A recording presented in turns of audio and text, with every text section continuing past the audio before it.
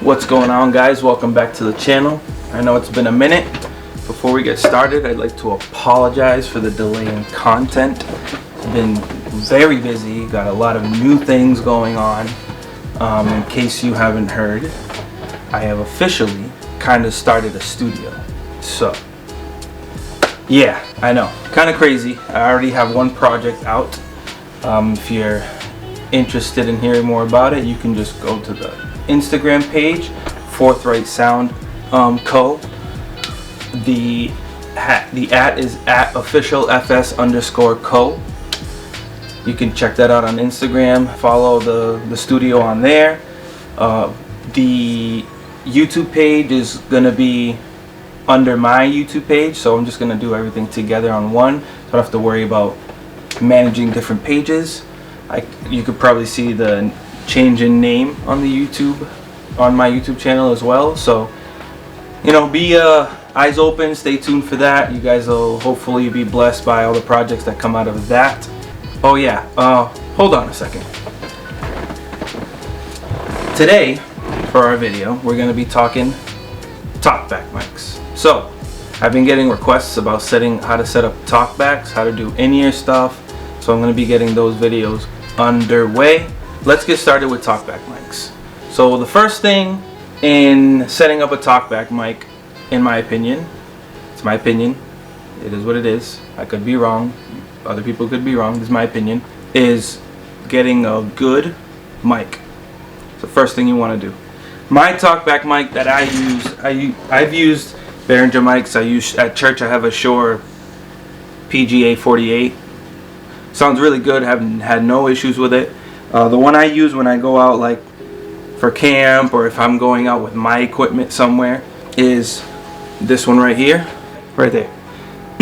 I use a Sennheiser XS1 microphone. Sounds really clear. You can hear this mic in a few of my videos. Camp season, if you go into my camp vlogs, you can see that this is the one I use for talkback, and you can hear it in those. Also, you want to get a good cable for when you use it. So let's talk cables. So cables, that's the next piece in the chain of talkback mics. So you have your XLR cable. So you want this end to this end, regular mic cable. You guys know what that is. So the ones I use, you don't have to buy them, you can get whichever one you want, but there is a specific type of XLR cable you want to stay away from, and an XLR cable that you want to stick with. So the ones I stick with are the ones that look like this. Alright, there we go. You guys see it? You want it to be completely enclosed. You see the tip right here?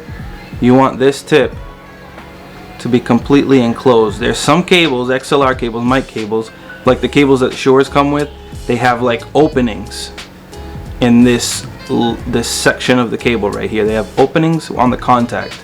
Stay away from those cables. Those cables do not sit right in the mic when you put it in. These, there's no play. There's nothing, no wiggling. They just fits nice and clean in it, and it has a better contact with the inside of the microphone than those other cables.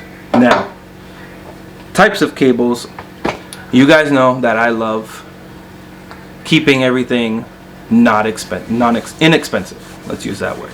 I don't want to use the other one. You know, I don't care. Don't use cheap cables. But there are cables that are cheap money-wise, so inexpensive, and they work just as good as your expensive cables. For example, it's gonna sound crazy, but I love the Amazon Basic cables. Amazon Basic, the one I just showed you is Amazon Basics.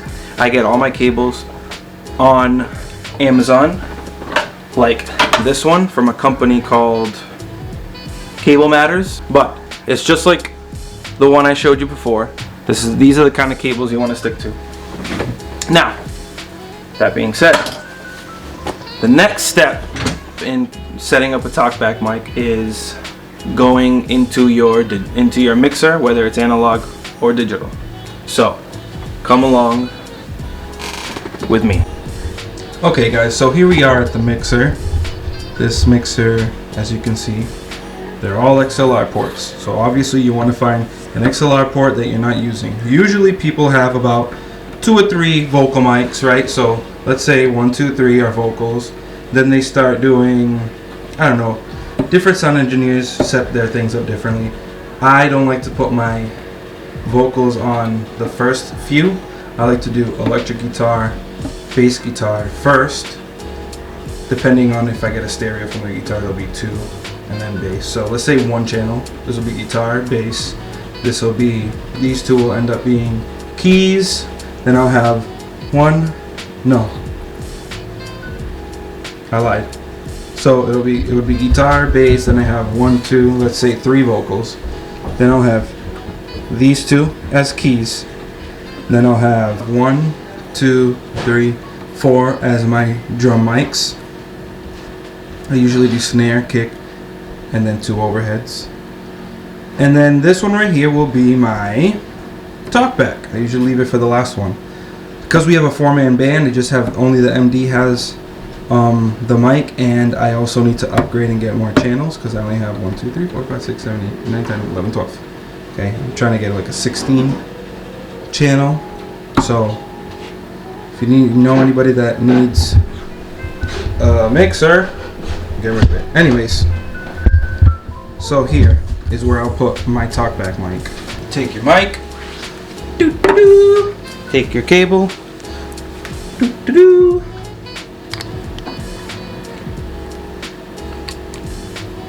This one sits really well. I like how this one sits in it. Then you take this end and you put it in there. Alright, so here we have the iPad with the interface for the mixer. So as you can see, I have acoustic guitar here.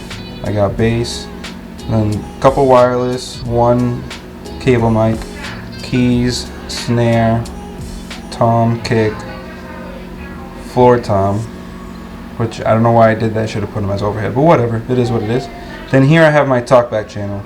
So if you have an analog mixer, say these are your faders. Alright, so here we have it all the way down and I have it muted. So I'll go up to my aux ends. Here you can see aux 1, 2, 3, 4, aux 1, 2, 3, and 4. So let's say my aux is aux 1.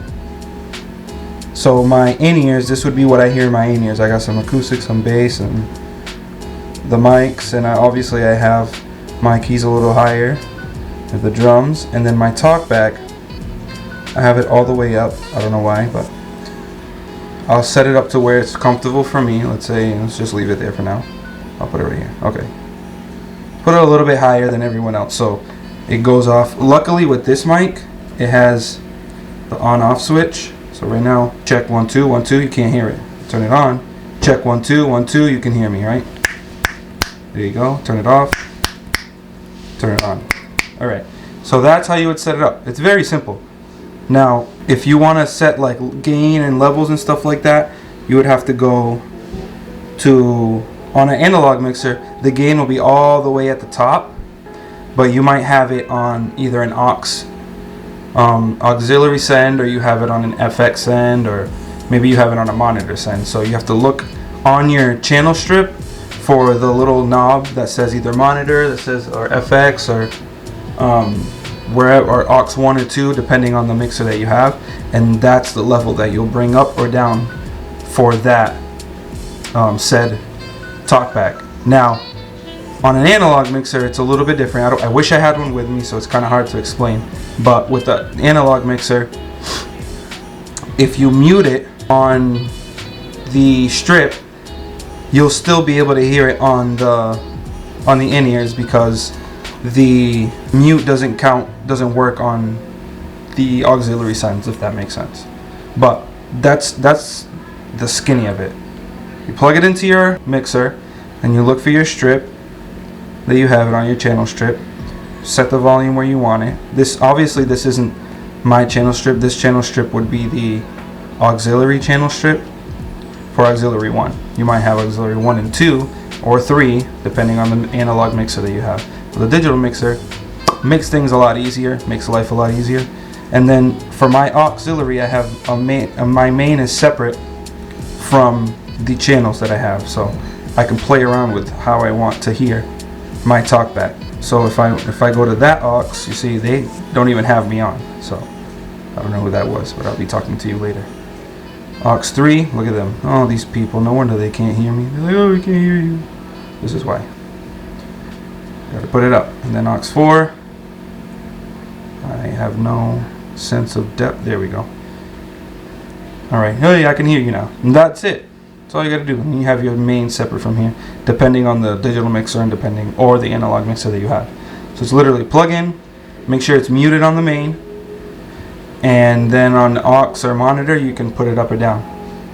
That's really it. There's not really much to it. Alright guys, so that's pretty much it. Like, it seems like it's a lot difficult than what it really is, but it's not. It's simple. As long as you have a good mic, you have a good connection, and your levels are set correctly, there should be no reason why your talkback shouldn't sound good, why nobody should be hearing you, etc., etc. Now, another pro tip behind talkback mics is when using the talkback mic, make sure you're speaking clearly and loud enough so that people could actually hear you. So yes, volume helps, but when the music is going, if you don't have a good mic, could catch other instruments like bleeding into it. For example, drums that have a lot of bleed, and bleed means that the sounds from the other instruments are getting into your microphone. If you have your talkback like this, you have a good mic, there should be no sound coming in from this side. All the sound goes right here, right in through the centerpiece of the mic capsule. Okay, if it's like this, no sound from back here should be getting in there or from these angles. All right, so if you have the drummer shouldn't be next to the talkback mic anyway, but that's a whole nother story.